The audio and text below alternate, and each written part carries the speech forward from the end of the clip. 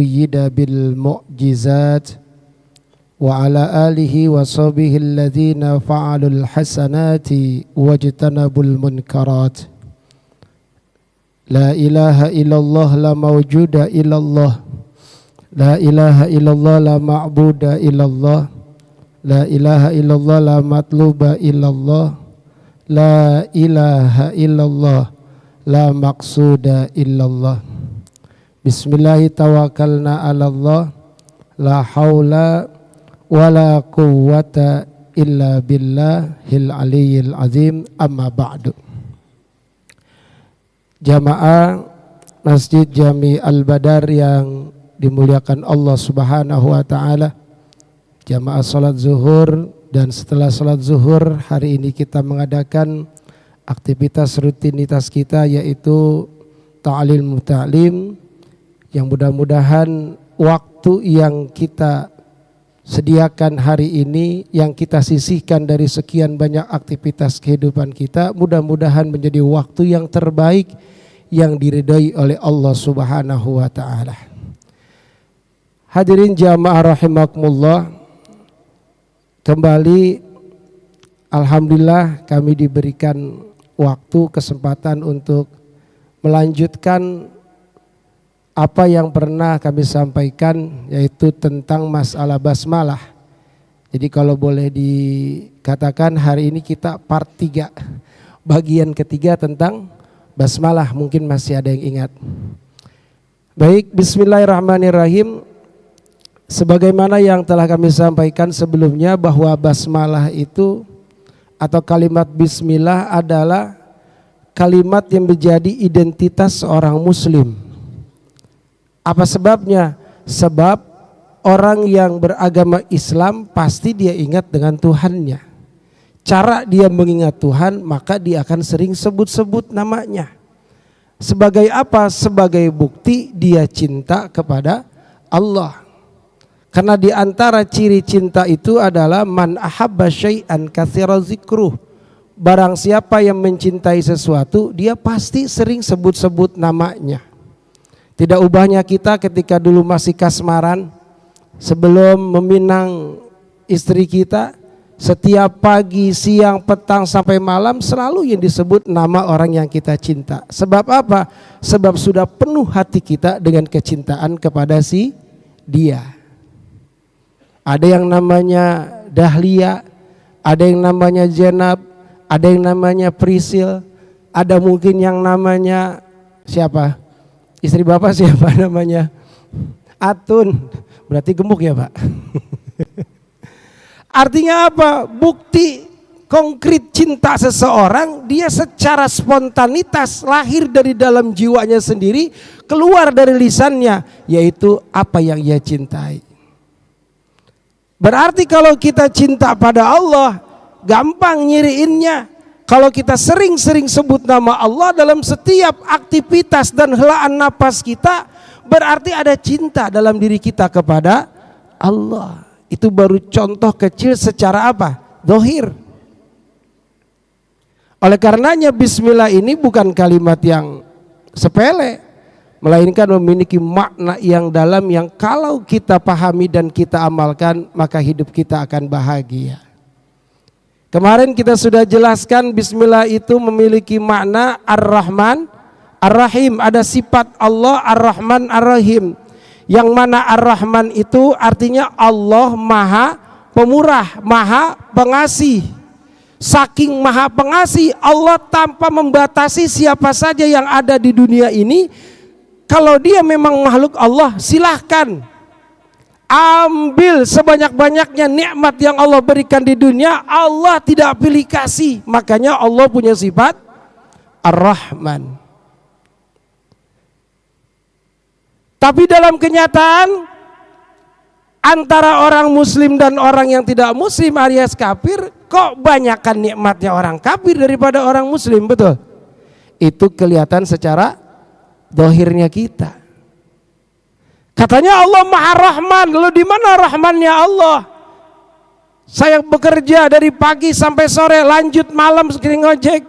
Tapi kalau hasil saya cuma segini-gini aja, hidupan saya masih kurang. istri saya masih marah-marah, anak saya masih nangis-nangis. Padahal saya rajin sholat, rajin ibadah, rajin ngaji. Ya Allah, Allah Maha Rahman. Di mana? Kalau tidak ada iman di dalam diri kita, yakin Allah Maha Rahman, mungkin kita akan nyalahin Allah. Allah pelit sama kita. Ini ulasan minggu yang sebelumnya dulu-dulu. Jadi ternyata Allah Maha Rahman itu bukan berarti kita dikasih kenikmatan di dunia sebanyak-banyaknya. Kalau orang muslim, orang mukmin ada perilaku khusus dari Allah. Apa? Orang yang mukmin, orang yang cinta kepada Allah dan Allah cinta kepadanya, cirinya apa? Idza ahabba abdan, jika Allah mencintai hambanya, maka ja'ala rizquhu kifafan. Allah jadikan rizkinya hanya sekedarnya saja, secukupnya dengan kebutuhan yang dia mau, bukan keinginan. Kalau kita kan kadang-kadang kan butuhnya makan tapi pengennya macam-macam. Satu contoh, kita pulang kerja perut lapar, betul? Di rumah ada mie sama telur. Kalau kita saat itu masak mie telur langsung makan, kenyang nggak? Kenyang. Tapi kadang-kadang kemauan kita, keinginan kita beda dengan kebutuhan. Padahal Allah sudah sediakan kebutuhan saat itu juga. Kata keinginan kita, enak kali makan mie ayam. Padahal Indomie sama mie ayam sama-sama mie nggak? Cuman bedanya keinginannya Akhirnya keluar rumah, bawa motor nyari tukang mie ayam dari gang 1 sampai gang 10. Tukang mie ayam tutup semuanya. Ujung-ujungnya pulang lagi. Ngapain? Akhirnya yang diambil Indomie dan telur. Coba kalau dari tadi kita sudah makan, mungkin perut kita nggak akan masuk angin alias mah kambuh. Akibat apa? Akibat nurutin kemauan, lupa kebutuhan sudah disediakan oleh Allah. Allah tegaskan dalam Al-Quran, wa ma min dabbatin fil ardi illa 'alallahi rizquha. Tidak ada satupun yang melata di atas muka bumi ini kecuali sudah Allah sediakan semua rizkinya. Bahkan cicak yang merayap di dinding Allah kasih rizkinya tanpa capek, tanpa harus terbang. Padahal mangsanya semua pakai sayap, tapi cicak nggak pernah ngeluh, biarin Allah yang ngatur rizki. Cicak kerja nggak? Kerja. Apa kerja cicak? Diam-diam merayap. Kemudian dia terima takdir Allah. Datang takdir Allah, datang seekor nyamuk. Nyamuk nyamperin cicak atau cicak kejar-kejar nyamuk? Artinya apa? Rizki Allah yang nanggung. Itu contoh kecil dalam kehidupan kita agar jadi apa? Paham kita bahwa Allah Maha Rahman. Kemudian selanjutnya dari sifat Allah yang kedua dari papat bismillah, yaitu Allah Maha Rahim. Allah Maha Rahim ini merupakan sifat atau kasih sayangnya Allah yang sifatnya khususiyah. Berarti nggak sembarangan orang dapat Ar-Rahim, nggak sembarangan orang dapat sifat sayangnya Allah, karena yang namanya sayang pasti spesial, betul? Bapak kalau neraktir orang, neraktir temen, semua temen ditraktir nggak? Betul? Tapi kalau ngajak ngedet 5 cewek apa 1 cewek? Kalau kita ngajak makan perempuan pasti 1 doang. Kenapa? Karena kita punya rasa sayang. Tapi kalau ngasih ulang tahun, semua temen kita kasih. Ditraktir makan bakso, ditraktir dibeliin es krim. Kenapa? Ada rasa pengasih. Tapi kalau sayang, hanya 1 orang. Hanya 1. Begitupun Allah, ketika Allah punya sifat Ar-Rahim, maka rahimnya Allah khususkan kepada hambanya yang mana? Allah berfirman dalam surah Al-Ahzab ayat 43, a'udzubillahi minasyaitonirrajim, wa kana bil mu'minina rahima. Dan sungguh Allah terhadap orang mukmin itu apa? Rahima, amat maha penyayang. Disayang orang mukmin. Jadi nggak sia-sia kita hidup di dunia kalau kita berpegang teguh kepada Allah, sering sebut nama Allah dengan mengucap kalimat Bismillahirrahmanirrahim, dengan menyebut nama Allah yang Maha Pengasih. Saya terima semua yang dikasih oleh Allah, dan Allah yang Maha Penyayang. Mudah-mudahan kita termasuk di dalam golongan yang disayang oleh Allah. Pak, mau disayang Allah enggak? Mau disayang Allah apa disayang atasan? Bingung milihnya. Disayang sama Allah. Lalu gimana caranya? Gimana caranya? Caranya apa? Tanamkan rasa cinta kita kepada Allah, aplikasikan dalam ucapan kita menyebut nama Allah. Di mana? Rasul bersabda, kullu amrin dzibalin la yubda'u fihi bi bismillahirrahmanirrahim fahuwa aqta au ajdam au abtar. Setiap perkara, setiap aktivitas yang memiliki dzibalin, ada catatan khusus, aktivitas yang dzibalin punya nilai kebaikan dan manfaat. Kalau tidak diawali dengan mengucap kalimat bismillahirrahmanirrahim, maka pekerjaan tersebut, aktivitas tersebut dinilai apa? Sia-sia. Nggak ada nilai keberkahan, nggak ada pahalanya. Bapak pedagang dapat untung banyak, tapi setiap berdagang nggak pernah ingat sama Allah. Setiap buka toko nggak pernah dibuka dengan nyebut kalimat bismillahirrahmanirrahim, buka aja dengan pedenya. Yang penting apa? Iklan saya banyak, untung benar. Tapi ternyata berkah nggak dapat. Kenapa? Karena nggak ada nama Allah dalam perdagangan kita. Bapak berangkat kerja dari rumah ke kantor, ketika melangkah kaki dari rumah tanpa mengucapkan kalimat Allah, menyebut nama Allah, minimal bismillah, atau doa yang biasa kita lakukan, kita bacakan bismillahi tawakkaltu Allah la haula wala quwata illa billah, bismillahi amantu billah wa bismillahi apa la haula wala quwata illa billah. Kita serahkan siapa? Keluarga kita pada Allah. Kita titipkan keluarga kita pada Allah, berarti kita dalam perjalanan menyebut nama Allah. Kita kerja dari pagi sampai malam, maka kerjaan kita terhitung dalam ridho. Jadi pahala nggak kerjanya? Tapi kalau sebaliknya tanpa nyebut nama Allah, sia-sia. Disinilah letak rahimnya Allah akan diberikan kepada orang-orang mukmin, orang-orang yang percaya bahwa Allah akan berikan kasih sayangnya. Kapan? Ternyata rahimnya Allah ini Allah berikan bukan di dunia, tapi nanti di akhirat, di mana orang-orang kafir, orang-orang munafik tidak akan diberikan sifat rahimnya Allah, tapi orang-orang mukmin akan diberikan apa? Yaitu akan dimasukkan ke surganya Allah Subhanahu wa taala. Orang mukmin yang di mana? Semua orang mukmin, meskipun dia masih berdosa, meskipun serasa di dunianya lebih banyak dosa daripada ibadah, tapi iman di dalam dirinya selalu ada. Dia percaya, yakin pada Allah. Allah yang menciptakan dia, Allah yang mengurus dia, Allah yang nguasain dia, Allah yang mematikan dia.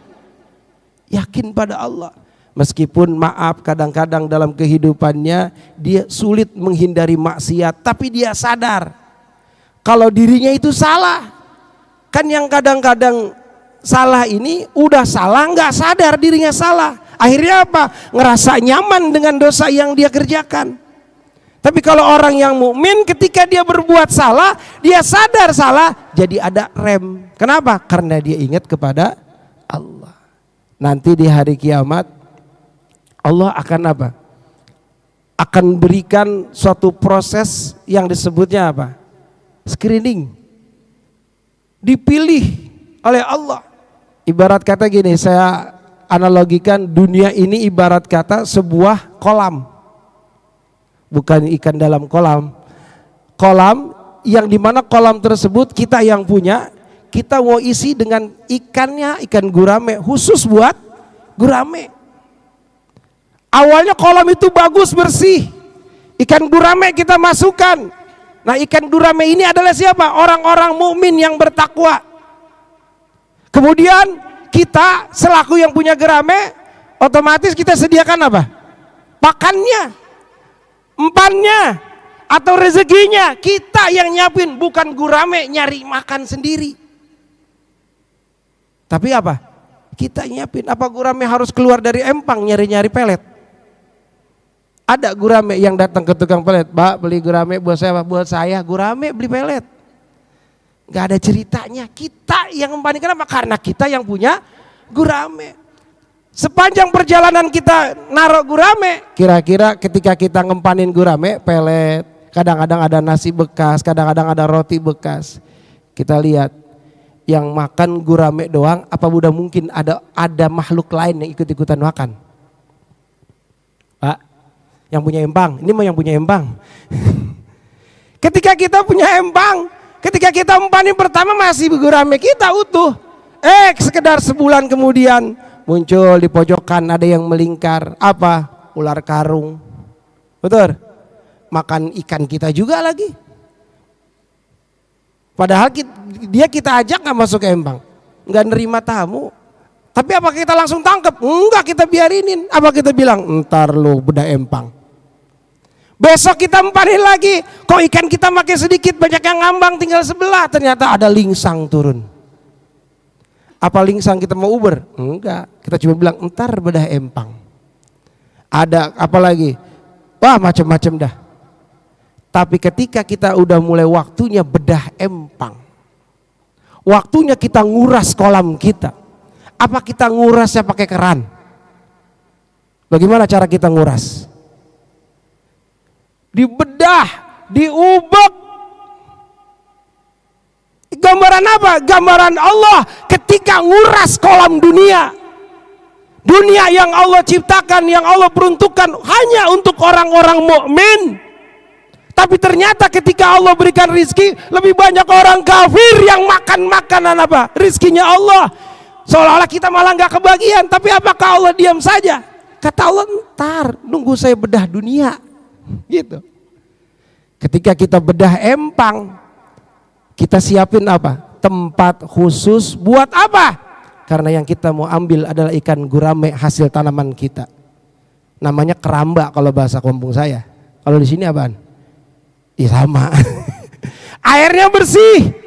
Ikan yang udah diubek itu empang, airnya dikuras.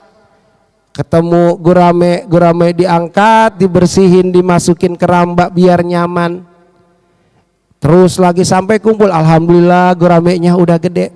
Tapi ketika yang punya empang nemu ulat kadut, nemu ular kadut lagi kegoler, diapain?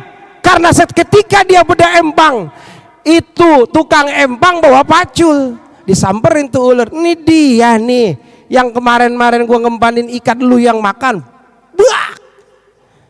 Dipacul itu ular karung, mati. Abis mati, enggak sekedar mati doang, saking gemesnya tukang empang, gara-gara lu ikan gua habis. Gua lagi nabun, lemparin ke tabunan, dibakar kan. Ketemu lagi lingsang di pojokan lagi makan, dilemparin pakai golok, sadar mati itu lingsang. Bukan didiemin, disamperin, dicomot. Gara-gara lu lingsang, gurame gua naruh 1000, udah tinggal 700, jadi 300 ya habis sama lu. Masuk sono lu ke kabunan, masuk kemana? Ke api. Gambaran kita nanti di akhirat kayak gitu. Ketika Allah udah mulain waktunya kita bedah empang, dipanggil tukang bedahnya. Siapa? Malaikat Israfil. Malaikat Israfil, tolong sudah waktunya bel apa? Waktunya bedah empang. Yuk kita bedah. Kata malaikat. Ditiup doang sama malaikat. Kemudian terjadilah apa? Ubekan dunia diubek seperti apa? Empang yang diubek. Allah berfirman, idza zulzilatil ardu zilzalaha wa akhrajatil ardu ashqalaha wa qala al insanu ma laha. Itu orang di dunia yang ngalamin ubekan empangnya dunia, yang ngalamin goncangan dunia. Versi ini beda. Kalau orang mukmin dimatikan lebih dulu. Kalau gurame nungguin diubek dulu baru diambil. Tapi orang mukmin dispesialin. Kenapa? Mati duluan. Artinya dipisahin duluan sama Allah. Gak usah ngikut-ngikut diubek di dunia. Tapi orang-orang yang kafir, orang yang munafik, saat itu diubek sama Allah dengan dunia, dengan isinya bumi keluar semuanya, tumpah ruah, jatuh bintang, jatuh matahari. Mereka bertanya, ini ngapain ini ya Allah? Ini ada apa? Ternyata itu hari kiamat. Lalu disinilah letak kasih sayangnya Allah. Allah jelaskan di dalam kitab Syu'abul Iman karangan Syekh Muhammad Nawawi bin Umar Al-Jawi Al-Bantani. Dalam kitab Syu'abul Iman ini ada satu syair yang mengisahkan bagaimana nasib orang muslim dan orang kafir nanti di akhirat.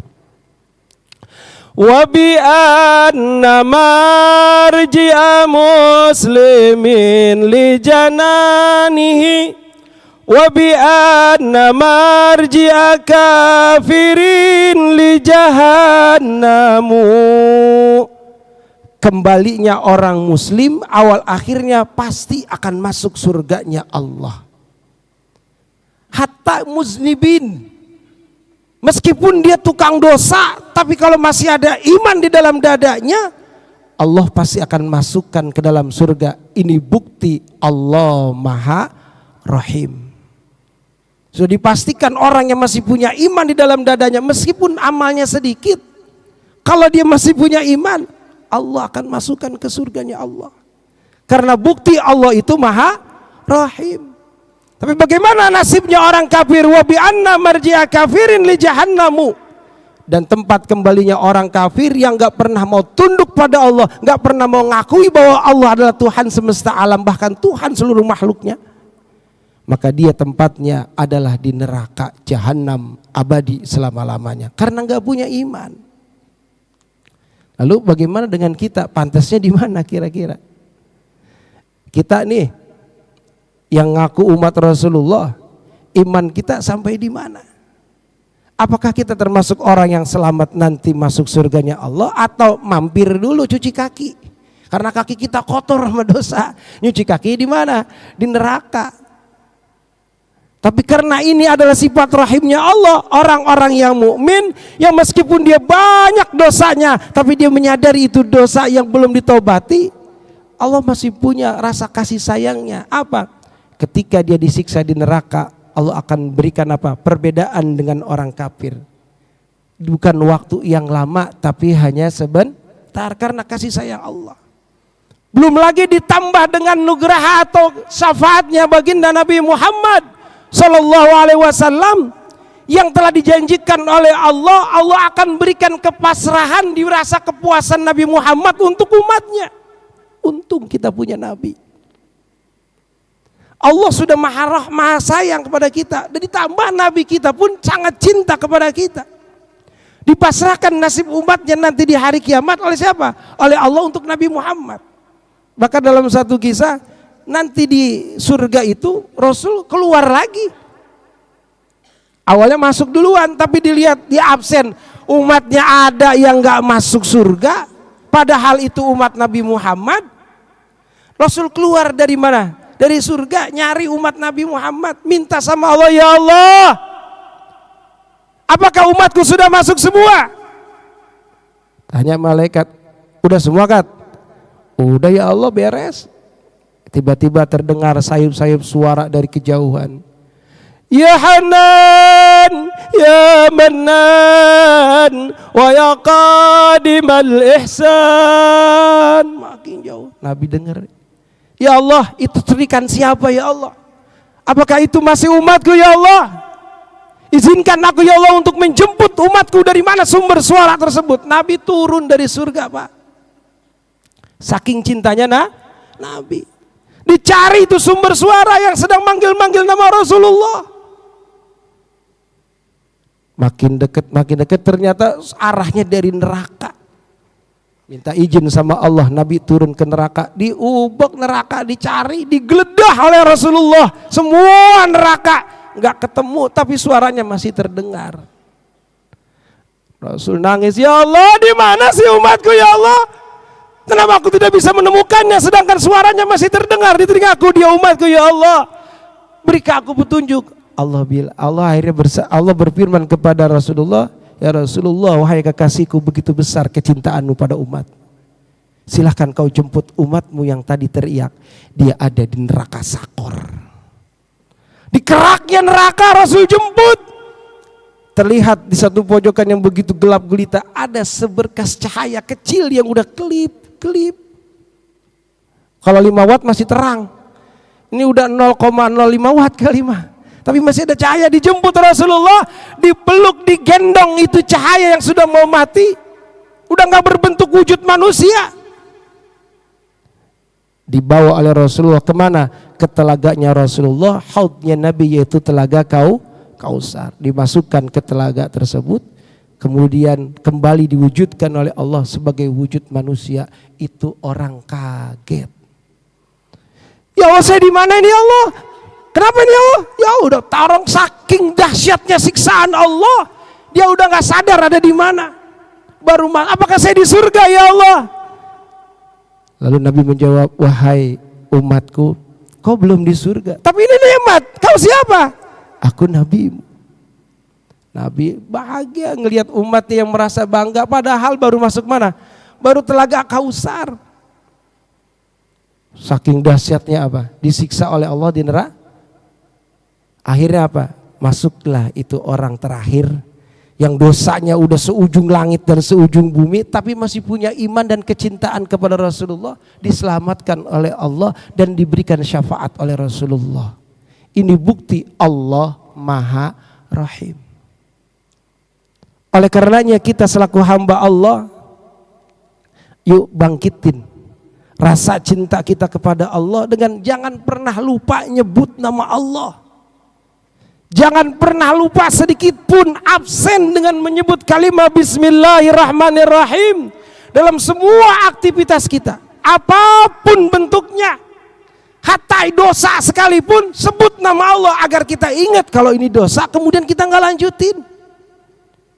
Bukankah kita masuk WC aja diingatkan untuk ingat kepada Allah, padahal WC tempat buang najis. Tapi kita diajarkan untuk mengucapkan kalimat Allahumma inni a'udzubika minal khubusi. Nyebut nama siapa kita? Allah. Itu WC.